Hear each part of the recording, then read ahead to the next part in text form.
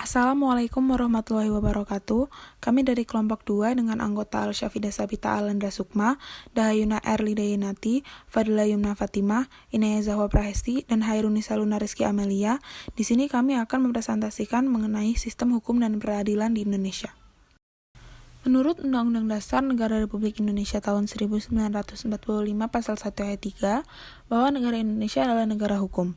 Sebagai negara hukum, Indonesia menjunjung tinggi keadilan untuk seluruh rakyat Indonesia tanpa terkecuali. Sumber hukum di Indonesia ialah hukum barat, hukum Islam, dan hukum adat. Hukum yang banyak diamalkan di Indonesia ialah hukum barat dari sistem hukum Eropa kontinental yang lebih mendasarkan pada undang-undang. Oleh sebab itu, muncul adagium tidak ada hukum selain undang-undang. Hukum selalu diidentikan dengan undang-undang. Sistem hukum Eropa kontinental sering juga disebut civil law. Sistem hukum Eropa kontinental penggolongannya ada dua macam, yaitu hukum publik dan hukum privat. Hukum publik mencakup berbagai peraturan hukum yang mengatur kekuasaan dan wewenang penguasa atau negara serta hubungan-hubungan masyarakat dan negara. Yang termasuk dalam hukum publik yaitu 1. Hukum tata negara, 2. Hukum administrasi negara, dan yang ketiga hukum pidana. Selain itu, hukum privat mencakup peraturan-peraturan hukum yang mengatur tentang hubungan antara individu-individu dalam memenuhi kebutuhan hidupnya. Yang termasuk dalam hukum privat yaitu 1. Hukum perdata dan 2. Hukum dagang. Prinsip utama yang menjadi dasar sistem hukum Eropa kontinental ialah hukum memperoleh kekuatan mengikat karena berdasarkan peraturan-peraturan yang berbentuk undang-undang yang tersusun secara sistematik dalam kodifikasi atau komplifikasi tertentu. Sistem peradilan. Sistem peradilan Indonesia adalah perangkat peradilan Indonesia yang secara teratur saling berkaitan sehingga membentuk suatu totalitas. Bisa juga dikatakan sistem peradilan Indonesia ialah susunan peradilan Indonesia yang teratur dari pandangan, teori, asas, dan sebagainya.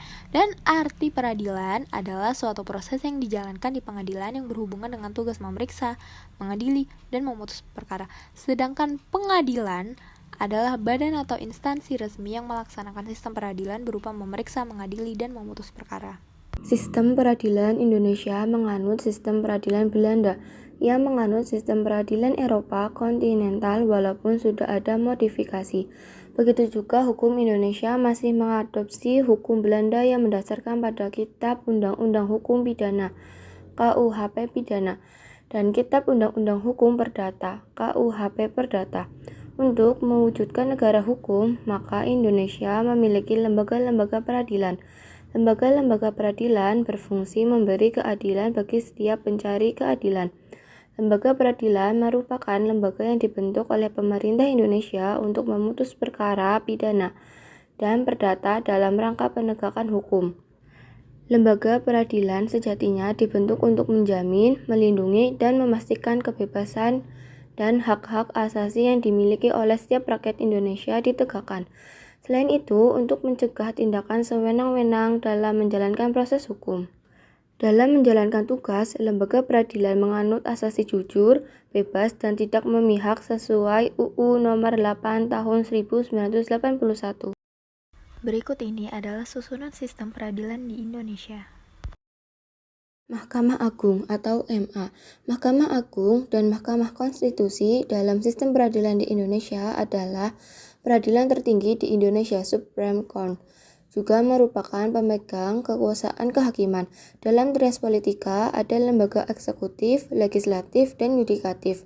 Mahkamah Agung merupakan lembaga yudikatif tertinggi dalam sistem ketatanegaraan Indonesia yang membawahi peradilan dalam lingkungan peradilan umum, peradilan agama, peradilan militer, peradilan tata, dan usaha negara.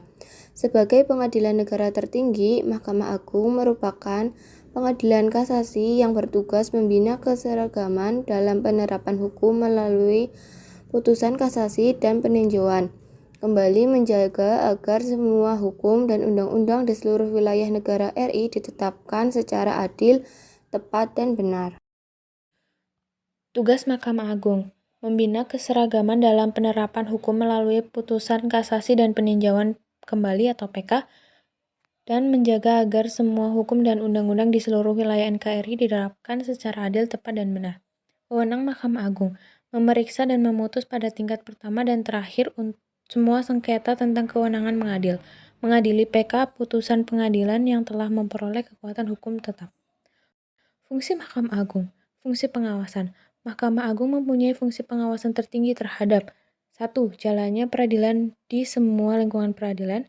2. Pekerjaan pengadilan dan tingkah laku para hakim dan perbuatan pejabat pengadilan.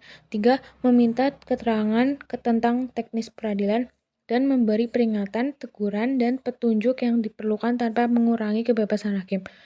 Fungsi mengatur.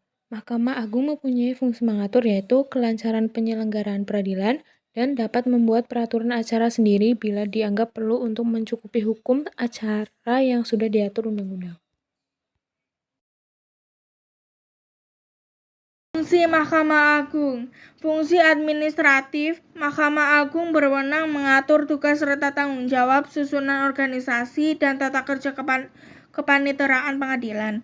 Menurut Undang-Undang Nomor 35 Tahun 1999 tentang perubahan atas Undang Nomor 14 Tahun 1980 tentang ketentuan pokok kekuasaan kehakiman bahwa fungsi organisatoris, administratif, dan finansial sudah diserahkan kepada MA.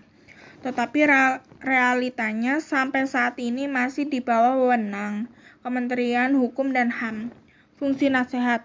Mahkamah Agung memberikan nasihat-nasihat atau pertimbangan-pertimbangan dalam bidang hukum.